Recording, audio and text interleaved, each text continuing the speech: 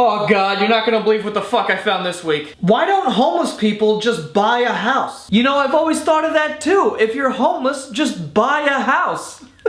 Just problem solved. What the fuck are you talking about, you dildo? Just buy a house. What do you think? They like volunteered to sleep on the street? Do you really think they're sleeping outside on cardboard boxes because they're the outdoorsy type? No, they have no fucking money. That's like saying people with cancer, why do they have cancer? Why would they have that? It's bad. Why don't you just not have cancer? Don't have it. Why would you get it? Obviously, if that was an option, they would fucking do it. This is like when people say that shit about homeless people, like, oh, why don't they just get a job? Because it's not that fucking simple. You think it's easy for a person who's been living under a bridge to just walk into a place, hey, how you doing, and get hired? One homeless person did that in the history of the earth, and they made a movie about him, and Will Smith was the actor. That's how impressive that is. Is it actual clowns or people dressed up as one? I'm confused. No, really, it's ridiculous. Oh my head hurts sometimes. Actual clowns?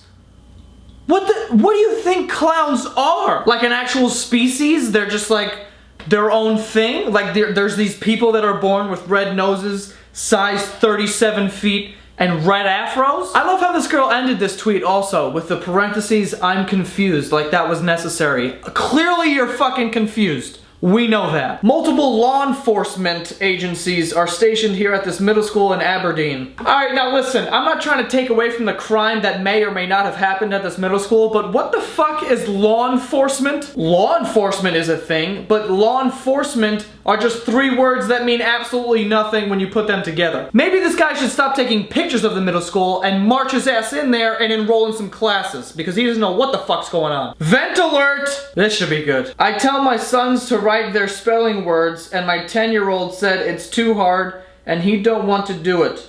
I felt like I'm failing at this homeschooling stuff. I felt the same way about that. Not only are you failing at homeschooling your kids, but you're also failing at spelling failing. You're also failing at spelling a bunch of other shit in that post, but we're gonna let that slide for now. I'm more concerned with the fact that you're probably giving your kids spelling tests with a bunch of words that are completely wrong. I almost said long. And now I'm dumb. This post has taken 15 educational years off of my life. This man uses his dick as a paintbrush to create exquisite portraits, and I can't even draw stick figures right. Shaking my head. Okay, just give me a second because as I read that, blood shot out of my ass. I don't really know where to begin with this. I guess we'll start with exquisite. Believe it or not, but that's one word. It's exquisite. And you know, I would be less upset if you just spelled the word wrong. But the fact that you spelled it the way you did is unbelievable. But to be honest, that's the least of my worries here. I don't want you guys to let the misspelled word distract you from the fact that Pablo Picasso over here is making dick paintings. This man is taking his dick, dipping it in paint, and then drawing with it. How does that happen? How do you decide that you're gonna start using your dick as a paintbrush? Like, did he run out of brand new brushes and he was too lazy to go to the store? He's like, whatever, this'll do. I'll just try this. And doesn't that hurt? Like, if I get soap in my pee hole, it feels like my dick's on fire. And this guy's dipping his dick in paint and then smearing it on a canvas. He's either got the strongest dick skin in the entire world or his dick looks like chopped meat. Someone posted this in the bathroom where I work. Okay, I have a ton of questions. First one, who is shitting like the guy on the right? Who is standing in front of the bowl just bent over and then firing shit in the direction of the toilet? What kind of strategy is that? Who is even capable of doing something like that? Do you realize how much force you would have to apply for it to not just fall straight onto the ground? If you're firing it, that takes a ton of core strength, let me tell you. I can't even think of a logical reason of why someone would even attempt such a thing. I know some people are germaphobes, so like they do that thing where they just hover over the toilet, like they get over and they just, like in a squatting position so that nothing touches, they just shit right into the thing. Or some people make like a makeshift toilet seat out of toilet paper.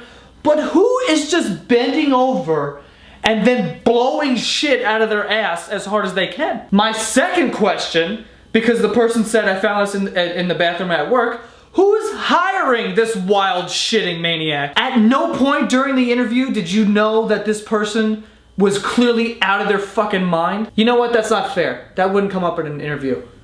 Like, no one would ask, do you shit normally or do you just blow it out of your ass. You also gotta think about, like, how many times has this happened? Because this definitely isn't the first time. Because the first time this happens, the boss will come over and he'll just make a sign with like pen and paper that says, please leave the bathroom the way you found it, and he puts it on the wall so everyone sees it and says, okay, we have to be cleaner. The second time this happens, maybe he calls a meeting. Everyone gets in the room, he stands in the front and goes, listen, I'm really concerned.